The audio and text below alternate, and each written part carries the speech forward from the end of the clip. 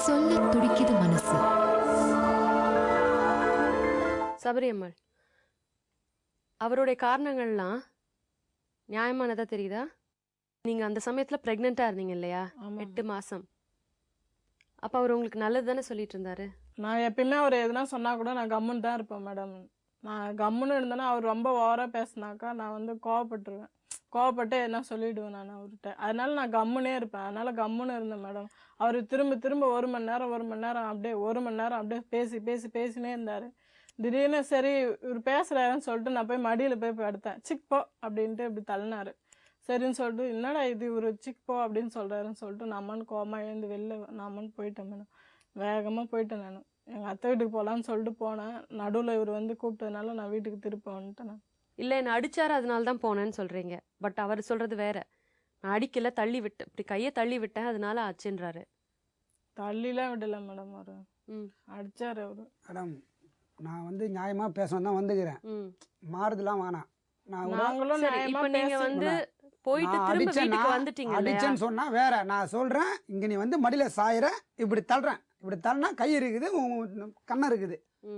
கையில பட்டு கண்ணத்தை தள்ளுறேன். அவ்வளவுதான். நீ அங்க போய் வேண்டியா? நான் போயிட்டு வந்து திரும்ப பெட்ல படுத்தேன் மேடம். அப்ப எங்க மாமியார் வந்தாங்க. மாமியார் வந்து அவங்க வந்து அவங்க கிட்ட நான் எதுவும் எப்பவுமே எதனா சண்டைனா எதுவுமே நான் சொல்லவும் மாட்டேன். அவங்களா கேட்டா சொல்லுவேன். அப்ப அவங்க மாமா பொண்ணு எங்க வீட்டுல வந்து இருந்தது. அப்ப அவங்க தான் சொல்லியிருக்காங்க போல இந்த மாதிரி சண்டை, மாமி இந்த மாதிரி வெளில போயிடுச்சு அப்படின்ட்டு. அப்புறம் என்னை வந்து மறுநாள் என்னை கேட்டாங்க, ஏன்மா இந்த மாதிரிலாம் இது பண்ண, ஏன் போனேன் வெளில, அவன் ஏதோ நல்லது தானே சொன்னான், நீ ஏன் போனேன் அப்படின்னு. அதோட அந்த பிரச்சனை முடிஞ்சிச்சு மேடம். குழந்தை பிறந்து எல்லாம் பார்த்தாச்சு. அப்பயே சொன்னாரு மேடம் அவர். அதுக்கப்புறம் தான் வளைகாப்பு வச்சாங்க. வளைகாப்பு வச்சு வீட்டுக்கு கூட்டின்னு போனாங்க. வீட்டுக்கு அனுப்பும்போது கூட ஒரே பிரச்சனை, போகக்கூடாதுன்ட்டு. நான் போவேன். அதான் பெரியக்குள்ள என்ன மேடம், நைட்டு 12 மணிக்கு கூண்டு போறாங்க. வளைகாப்பு வச்சு வெள்ளிக்கிழமை போது என் பொண்ணை அவங்க என்ன சொல்றாங்க, என் பொண்ணை நான் கூண்டு போறேன், அவருக்கு அப்பா பிடிவாதம் கொஞ்சம். இதே மாதிரி தான் அப்போ போறாரு. அதே மாதிரி தான் இவங்க நான் வெள்ளிக்கிழமை அதுவும் போயிட்டு நைட்டில் 12 மணி ராத்திரில கூண்டு போகிறேன்.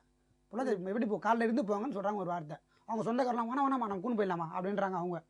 அவங்க வந்து முறையா வந்து வளைகாப்பு வச்சு தங்கக்கூடாது. அவங்களுக்குள்ள பிரச்சனை. சரி நீங்க என்ன பண்ணீங்க, அது முடிஞ்சிச்சு மேடம். இது என்ன பிரச்சனை எனக்கு? அவ்வளோதான், அது முடிஞ்சிடுச்சு. அதுக்கப்புறம் குழந்தை பிறந்தாச்சு, திருப்பியும் வந்தாச்சு. குழந்தை பிறந்து இறந்துடுச்சு. அப்புறம் அங்கேருந்து அனுப்பிச்சிட்டாங்க. இங்கே வந்தாச்சு. வந்து ஆப்ரேஷன் பண்ணிக்கிறேன். ஆப்ரேஷன் பண்ணையில் எப்படி உடல் உறவு வச்சுக்க முடியும்? எப்படி உடனே வச்சுக்க முடியும்? டாக்டர் என்ன சொல்லிக்கிறாங்க? எப்படி நீ என்னை கட்டாயப்படுத்துற? அதுக்கப்புறம் வீட்டில் சின்ன சின்ன ப்ராப்ளம் வருது. நான் ஒன்று சொல்கிறேன், நீ கேட்க மாட்டேன். இதே பேச்சு தான். நான் பேசுவேன், நீ கம்முன்னு இருப்பேன். நான் என்ன பேசுவேன், நீ கம்முன்னு இருப்பேன். அதெல்லாம் இல்லை மேடம். வேலைக்கு போக சொன்னார். நான் வேலைக்கு போனேன் மேடம். வேலைக்கு போனதுக்கு வந்து ஒரு நாள் ஏதோ கேட்டதுக்கு வந்து நான் வந்து வேலைக்கு போயிருந்தேன்.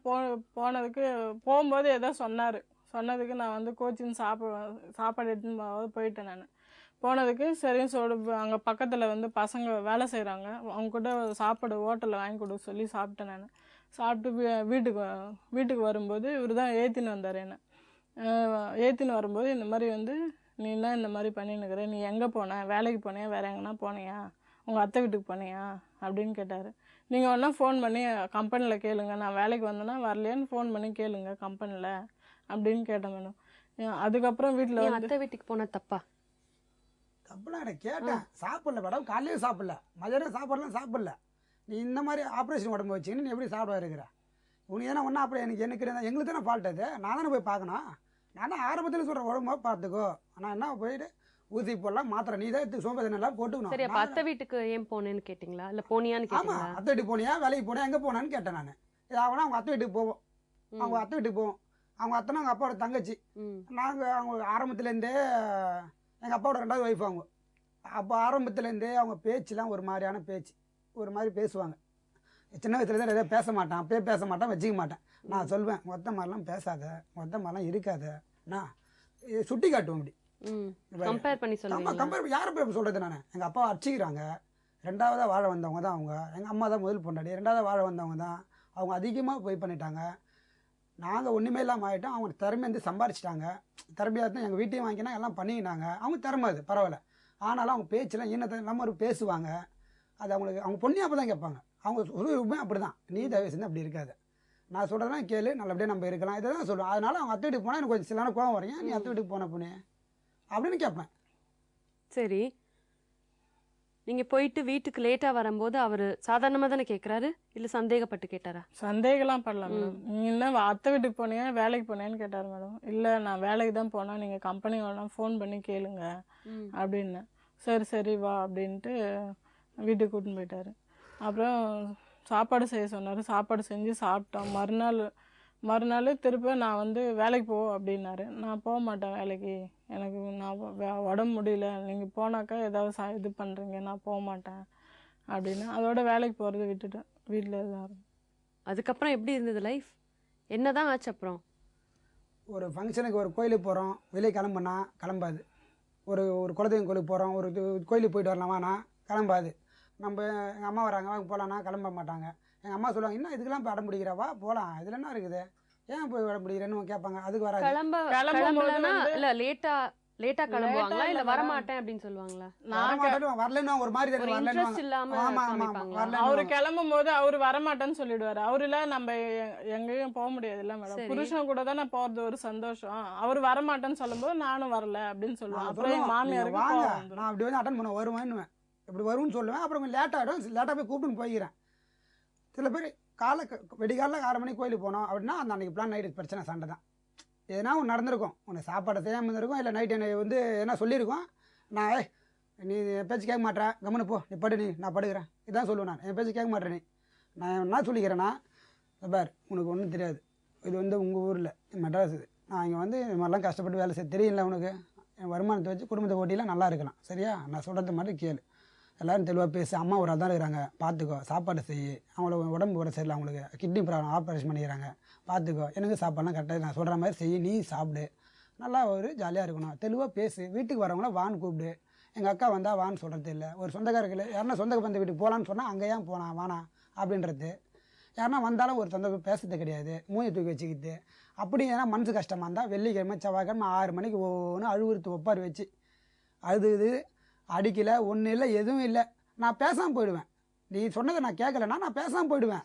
நான் சாப்பிடாம போவேன், சாப்பிடாம போய் வெளியில் சாப்பிட்டு போவேன். நீ என்ன பண்ண மதியானமும் சாப்பாடு செய்ய மாட்டேன், அப்போ நான் சாப்பிட நைட்டும் சேர்த்து சாப்பிட்டு வந்துடுவேன். அப்போ என்ன பண்ணுவேன், அப்போ வந்து கேட்பேன், ஏன் கோச்சினுறீங்களா? கோச்சினு ஆமாம் கோவமாக தான் இருக்கிறேன், எனக்கு முடியல, உடம்பு முடியல, நான் காலை சீக்கிரம் போனேன், இந்த விஷயத்து படின்னு தான் சொல்லுவேன். இப்படி தான் சொல்லுவேன்.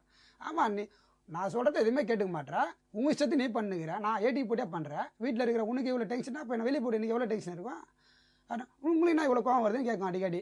எனக்கு கோவம் வராமல் உனக்கு என்ன கோவம் வருது, அப்போ வீட்டில் உட்காந்துக்கிறேன் நான் கேட்பேன். சரியான உங்களை கருத்து வரப்போ அப்பப்போ வராது, சில வார்த்தை விடும், அது நீங்கள் ஒழுங்காக வச்சுருப்பீங்க நம்பிக்கை வராது, எனக்கு நம்பிக்கை இல்லை, நீங்கள் நிம்மதியாக வச்சுருப்பீங்க நம்பிக்கை வரலன்னு வார்த்தை சொல்லிச்சு அது ஒரு நாள். ஏன் அப்படி சொல்லிட்டேன், அப்படியா, சரி நான் வச்சுருப்பேன் நிம்மதியாக, உனக்கு வாழ்க்கை நிம்மதி இல்லையா, சரி அவ்வளோதான், இதுக்கு நான் என்ன பண்ண முடியும் அப்படின்னு. நான் எது வேணான்னு சொல்கிறேன்னா அதை தான் முடிக்கணும், அதுக்கு பிடிவாக தான், அப்படியே நான் இதை தான் செய்யணும், எது வேணான்னு சொல்கிறேன்னா அதை தான் செய்யணும், இதை பண்ணாதானே அதை தான் பண்ணணும், முயற்சி பண்ணணும். அது நம்மளுக்கு அப்படியே ஒரு மாதிரி ஆகிடும். நான் என்ன சொல்லுவேன், வேணாம் தொல்லை பண்ணாத, கவனப்பாடு, யாரும் வீட்டில் வரையில இந்த நேரத்தில் யாருன்னா அப்புறம் என்ன ஆகி போச்சுன்னா சொன்னால் தொல்லை இல்லை மாமா, நீங்கள் வாங்க மாமா, கோச்சிக்கிறீங்க மாமா, என்னம்மா தயவு செய்து எனக்கு கோவம்லாம் இல்லாமல் படுமா, நான் காலைல போனேன், நான் ஒன்று சொன்னால் கேள்வி காலையில் 7 மணிலாம் போனேன், நான் சொன்னால் இப்படி தான் சொல்லுவேன். அப்படி ஓவராக ஒரு வாட்டி வயிற்றாகி போச்சு, சொன்னால் கேட்க மாட்டியா அப்படின்னு நான் ஒரு அடி அடித்தேன், அடிச்சுட்டு கவிதையில் போய் முடிச்சு, உன் கூட வந்து நான் இவ்வளோ கஷ்டப்படுறேன், என் தாலி அறுக்கிறேன் அப்படின்னு என்னை பிடிச்சி நெத்துச்சு. அது 2வது கட்டம். வீட்டுக்கு ஓடனியா, முதல்ல இப்படி சொன்னியா, என் பேச்சு கேட்கலையா, இது நாச்சு, ஐயோ ஓஹோ நீ இந்த அளவுக்குலாம் ஆக்ஷன் பண்ணுறியா, இந்த அளவுலாம் பேசுகிறியா, ஓகே. அப்போ எப்பா சாமி என்ன விட்டுட்டேன், கதவு திறந்து நான் வெளியே வந்துட்டேன், என்னோடய இது சாந்தமடையை நான் வெளியே வந்துட்டேன். ஒருத்த கோவத்தில் தள்ளி விட்டாரு, மண்டையில் அடிப்பட்டதுனால ஏன் புறம்போக்கு தள்ளி விடுற அப்படின்னு தான் கேட்டேன்.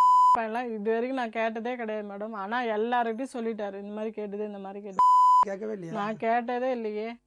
2 பேருக்கும் மனக்கசப்பு ஏற்படுத்துற மாதிரி ஒரு சிச்சுவேஷன் ஏற்படுத்திடுறீங்க, அதுக்கப்புறமா வருத்தப்படுறீங்க. நீங்க வாயை திறந்து சொன்னா தானே அவருக்கு தெரியும். சொன்னா கூட உனக்கு ஒரு தெரியாது, நீ வாயை மூடு அப்படின்னு சொல்லுவார் மேடம். உங்களுடைய தேவைகள் பேசவே மாட்டேன் மேடம். உங்களுடைய எக்ஸ்பெக்டேஷன்ஸ், அதாவது எக்ஸ்பெக்டேஷன்ஸ்னா பெரிய வார்த்தை, எதிர்பார்ப்புகள், ஒரு பேசிக்கா அடிப்படையான தேவைகள்லாம் அவர் பூர்த்தி பண்ணி வைக்கிறாரா? அதெல்லாம் செய்வார் மேடம், நான் எதுனா கேட்டா செய்வாரு, எல்லாம் செய்வார் மேடம். ஆனா இந்த பிரச்சனை தான் வரும், சாப்பாடு பிரச்சனை, இந்த மாதிரி பிரச்சனை தான் வரும் மேடம். நான் எதுனா கேட்டா கூட அவரோட பாயிண்ட் வந்து, நான் வேலைக்கு போயிட்டு வர நேரம் வீட்டுல சாப்பாடு இருக்கிறது இல்ல அப்படின்னும் போது நாங்கள் வருத்தமா ஃபோன் தானே பண்ணி இருக்கும். கேட்போம் மேடம், சாப்பாடு செய்வா இல்லை ஹோட்டலில் வாங்கிட்டு வரேன்னு. சரி நான் ஹோட்டலில் வாங்கிட்டு வரேன்னு சொல்லுவார். சரி நாங்கள் செய்யாமல் விட்ருவோம். அந்த டைம் அவர் சாப்பிடாம வந்துட்டு நாங்கள் செய்யாமல் இருந்தால் அந்த கோவத்தில் அந்த மாதிரி ஹோட்டலில் வேணாருன்னா ஹோட்டலில் வேணாலும் சொல்ல போகிறேன். ஹோட்டல் வேணாருன்னு சாதாரணமாக வருவேன். ஒரு பொம்பளைங்க 2 பேர் இருக்கிறீங்க, ஒரு சமையல் தெரியாதா, எல்லாம் வீட்டில் வாங்கி போட்டுக்கிறேன், உங்களுக்கு தெரியாத யோசனை செய்யுங்க, எழுதி கொடுத்துக்கிறேன். இந்த குழம்பு போய் இது போய் ஒரு வாரம் லிஸ்ட் எடுத்து பாரு, மெனு கார்டை பாரு, ஹோட்டலில் பாரு மாதிரி பாரு, எழுதி கொடுத்துக்கிறேன் மேடம். நான் எனக்கு வேலையில் நீங்க தெரியும் போது வந்து ஃபோன் அவங்கள பண்ணி கேட்குறாங்க உங்க எனக்கு. ஒரு ஒரு குழந்தை மாதிரி நடத்த பாக்குறீங்க யார் மேடம்? ரகுபாலன். நீங்க உங்க ஒய்ஃபை அப்படிதான் மேடம் பண்ணியிருந்தேன். எனக்கு தெரியல. ஆனால் இல்ல, எங்கள் அம்மா but அது சொல்லுவாங்க, correct இல்ல எங்கள் அம்மா இல்லையா? சொல்லுவாங்க மேடம், எங்கள் அம்மா என்ன சொல்லுவாங்க, ரொம்ப ஓவராக கெஞ்சறடா நீ, ஓவராக போறடா நீ, அப்படியே ரொம்ப அப்படியே போறடா, அதான் தலைக்கு மேலே ஏறிச்சுடா அப்படின்னுவாங்க. இதான் வார்த்தை எங்கள் அம்மா சொல்லுவாங்க. நான் அப்படிலாம் இல்லைம்மா, நான் இப்படி தான் இல்லைம்மா. நீங்க குழந்தை மாதிரி ட்ரீட் பண்றீங்கன்னா அவங்களுக்கு ஒரு அடல்ட், அவங்க வந்து அவங்க வயசுக்கு ஏத்த மாதிரி அவங்க நடக்கணும், அதுக்கேத்த மாதிரி நீங்க அவங்கள ட்ரீட் பண்ணணும் இல்லையா? ஆமா, அதை விட்டுட்டு நீங்க அவங்கள கொஞ்சம் கண்ட்ரோல் பண்ணி நான் சொல்றதை நீ கேளு, நீங்க நினைக்கிற மாதிரி அவங்கள மோல்ட் பண்ண பாக்குறீங்க. அப்படி பண்ணல. அதுதான் பெரிய விஷயத்துல நீங்க பண்ணல. வந்து கேளுங்க. இல்ல கிராமத்துல இருந்து வந்திருக்கேன், இது சென்னை, அதனால இப்படி அவங்களா புரிஞ்சு இருங்க மாத்திக்கிற மேடம், எது நம்ம சொல்லுவேன் நான் டைம் கொடுக்கல எது நீங்க. திரும்ப மோல் பண்ண சொல்றேன் கேளுங்க. ம். சாரி அதான் உன்னை எடுக்க சொல்லுவோம் ஃபர்ஸ்ட். நீ எடுக்க மாட்ட சரியா, நீ வந்து அந்த கேஸ்ல எடுப்ப, அந்த லோ ரேஞ்சில் எடுக்க எடுப்ப. மாட்டேன் சரியான்றது நீங்க உங்க டேஸ்ட் வச்சு இல்ல சொல்றீங்க விட்டுட்டேன் இல்லையா? மேடம், விட்டுட்டேன், செலக்ட் பண்ணிட்டேன், விட்டு பார்த்துட்டேன். சரிங்களா? நான் என்ன சொன்னேன், வேணாம் நீ சரியில்லை, நான் எடுத்து தரேன், இப்போ உன் முடிவு சரியில்லை, நான் தரேன், இப்போ இந்த 4 பொருள் எதுன்னு பார்த்தது. பட் அவங்களுக்கு அது பிடிச்சிருக்குன்னா அதையே நீங்க மாத்தணும்னு பாக்குறீங்க. இல்லையே மேடம், என் பொண்டாட்டி இப்போ எங்கள் அக்கா சாரி கட்டா நான் பார்த்துக்கிறேன், ம். எங்கள் அம்மாவுக்கு வந்து சில சாரி எடுத்து கொடுப்பேன், பார்த்துக்கிறேன், அவர் நல்லா இருக்கும்னு. நான் ஒரு சைடில் ஒரு போஸ்டிங்கில் இருக்கிறேன், சூப்பர்வைசராக இருக்கிறேன்னா, ஒரு இன்ஜினியர் ஒரு மச்சான் சூப்பர்வைசராக இருக்கிறாரு, ஒரு கௌரவமாக போனோம் அப்படின்னா நான் வந்து ஒரு 5000 சம்பளம் வாங்குறேன்னா ம். எனக்கு போனஸ் வாங்குறேன், எல்லாம் வாங்குறேன், வண்டி வச்சுறேன், வீடு வச்சுறேன், புரியுது. எல்லாம் புரியுன்னா அந்த லெவலில் நான் கிரேடு கரெக்டாக மெயின்டைன் பண்ணணும். அப்படின்னா நான் என்ன சொல்லுவேன், நீ 500 1000 கூட எடு, கலர் நான் சொல்கிற மாதிரி எடுத்து கொஞ்சம் அப்படின்னு. அது இல்ல, கொஞ்சம் வருத்தமாக இருக்கும். நீ நீங்க சொல்கிற மாதிரி எடுத்து வருத்தமாக கொடுக்குற மாதிரியும் அவங்க கட்டிக்கிட்டோம், அவங்களோட டேஸ்ட் படியும் அவங்க ட்ரெஸ் பண்ணிக்கிட்டோம், நீங்க பண்ணி அதுக்கு தான் பண்ணணும்னு விருப்பப்படுறீங்களா அந்த மாதிரியும் இருந்துக்கிட்டோம். வீட்டில் இருக்கும்போது அது மாதிரி பண்ணிக்கன்னு சொல்லுவேன். வெளியில் போகும்போது என்னை கேட்பாங்க என்ன பண்ணணும் எது கட்டிங்கன்னு, நான் வந்து சொல்கிறேன், நான் அதுதான் ப்ளவுஸ் எடுத்து கொடுத்து இதை கட்டிக்கோன்னு சொல்லுவேன். மேட்சா எங்கள் அக்காலாம் பார்ப்பேன், எங்கள் அக்காலாம் நீட்டாக அந்த போகும். இண்டிவிஜுவாலிட்டின்னு சொல்லுவாங்க இல்லையா, தனித்தன்மை, அது ஆமாம் அவங்க உங்களுக்கு அதை வந்து நீங்க மாத்த பாத்திருக்கீங்க. மாற்றுன்னு அதனாலதான் கம்யூனிகேஷன் கேப் வந்திருக்கு சரிங்களா? ஆ பிரச்சனை ஆன உடனே அவங்க அம்மா கிட்ட போய் சொல்ல ஆரம்பிக்கவும், அவங்க அம்மா ஆஸ் ஒரு டாட்டர் மேல இருக்க கன்சர்ன்ல தானே சொல்லியிருக்காங்க. ஆமாம். சோ இதனால என்ன பிரச்சனையாச்சு? இது அப்படியே நீடிச்சு அது கொஞ்சம் அதிகப்படியாக வார்த்தைலாம் போயிடு. நான் தற்கொலை பண்ணிப்பேன்னு சொல்லியிருக்குது, கேஸ் ஊற்றி கொளுத்திப்பேன்னு சொல்லியிருக்குது. யார் ரெசுகோசம் இல்லை, நிறைய வாட்டி 50 தடவை 20 தடவை மேலே கேஸ் ஊற்றி கொளுத்தி பண்ணான். இதான் ஏம்மா, வார்த்தை. உங்க உயிர் அவ்வளவு சீப்பா? அவர் சொல்றதெல்லாம் நம்பாதீங்க மேடம், அவர் அபாண்டமா பொய்யெல்லாம் சொல்றாரு. கேஸ் ஊற்றி கொளுத்திப்போன்னு சொல்லவே இல்லை, நான் எப்ப சொன்னேன்?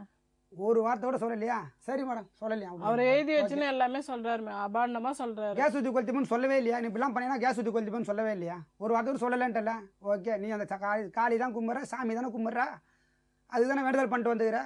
உண்மையா மேடம், அது சொல்லனா விட்டுடுங்க. அதான் சொல்றேன், நம்ம நேர்மையாக பேசினா வந்துக்கிறோம். எதுக்கு பேசினா அவர் உண்மை வந்து தெரியும் எல்லாருக்கும் தான் வந்துக்கிறேன். நேர்மையா பேசணும் தான் நான் வந்திருக்கேன். அவர் வந்து இப்ப சொல்லுங்க. சண்டை கேஸ் ஊற்றி போடணும்னு கொளுத்தி பண்ணி சொல்லிட்டு சொல்லலைன்ற பிறகு இந்த வார்த்தையே இடம் இல்லை. சரி விடுங்க. அடுத்த கட்டமாக நான் 4 தடவை 3 தடவை பஞ்சாயத்து உங்கள் வீட்டில் சொல்கிறேன், ஏங்க உங்கள் பொண்ணு இந்த மாதிரி அடிக்கடி கோச்சின்னு ஒவ்வொன்று ஒப்பாரி வைக்குதுங்க, நான் எதுவும் கேட்கறதில்ல, வந்து பேசுங்க அப்படின்னு சொல்லி கூப்பிட்றேன். அவங்க வீட்டில் யாரும் வரதில்லை, என்னன்னு சட்டம் பண்ணுறதில்ல. எனக்கு ஒரு மாதிரி இருக்குது. நான் என்ன பண்ணேன், எல்லாரையும் கூப்பிட்டேன், இங்கே வாங்க சொல்லி 10 நாள் என்ன இதுவரையும் வரல. நீங்கள் அதுனா ஒரு அப்பா அம்மாவுக்கு சொல்கிறேன் மேடம், நான் ஏன் வரல, ஏன் வரமாட்டீங்க, அவங்க அப்பா அம்மா ஏன் வரமாட்டுறாங்க, வரல. வரமாட்டாங்கன்னா எதுக்கு வரமாட்டாங்கன்னா, எப்போ பஞ்சாயத்து பண்ண வந்தாலும் உங்க வீட்டை உங்க பொண்ணை கூட்டின்னு போயிடுங்க. கல்யாணம் ஆன 3ஆம் நாளே சொன்னாரு மேடம். பேக் நான் என்ன சொல்கிறேன், ஒரே மாதம் சொன்னேன்னு சொல்கிறேன் மேடம். நான் தான் ஒரே மாதம் நான் சொன்னேன்னு எப்போ சொல்கிறேன். அவங்க வந்து பஞ்சாயத்து பண்ணாலும் சொன்னேன் வீட்டுக்கு தான் கூட்டின்னு சொல்றேன். போயிடுங்க, எனக்கு தேவையில்லை. சொல்ல துடிக்குது மனசு.